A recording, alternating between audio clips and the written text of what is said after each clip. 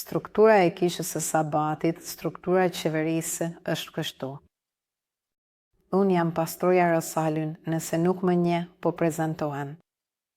Jam pastorja kryesore, që nuk do të thot më e vjedra, të lutem, e kësaj kishe. Dhe unë kam pastor që kujdesim për jetën time, sepse ne besojmë se të gjithë jemi dele përpara se të jemi pastor. Kështu që kam pastorin Paulo dhe Rebekën Hubit që kujdesin për jetën time, të cilëve u jap llogari. Dhe pastaj kam nën vete një grup njerëzish që ne e quajmë ekipi apostolik.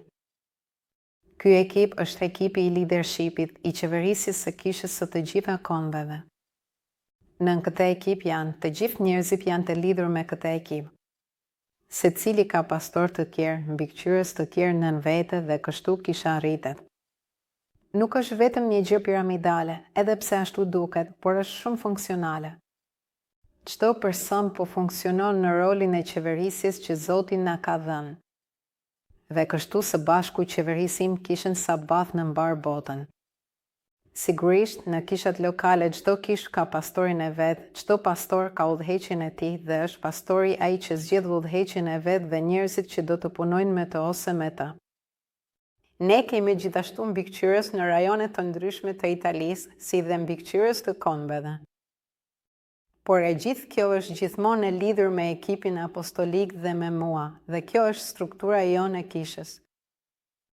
Pastaj brenda grupeve të jetës do të gjejmë liderin e jetës, që është personi që menaxhon atë grup, dhe lideri i jetës është gjithashtu ai që zgjedh se kush do të mentorojë kë. Përveç kësaj, në çdo zonë kemi përgjegjësit e zonës.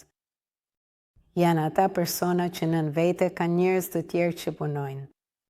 Si shembull, mund të jetë ekipi i medias ose i zërit, që është ekipi ynë i lavdërimit dhe adhurimit, ku ka një ekip që kujdeset për njerëzit kudo në të gjitha kombet. Por e gjithë kjo nuk është vetëm që dikush të jetë mbi tjetrin, por për të pasur organizim dhe mbi të gjitha është thjesht një mënyrë funksionale, sepse aty ku është Zoti ka rregull.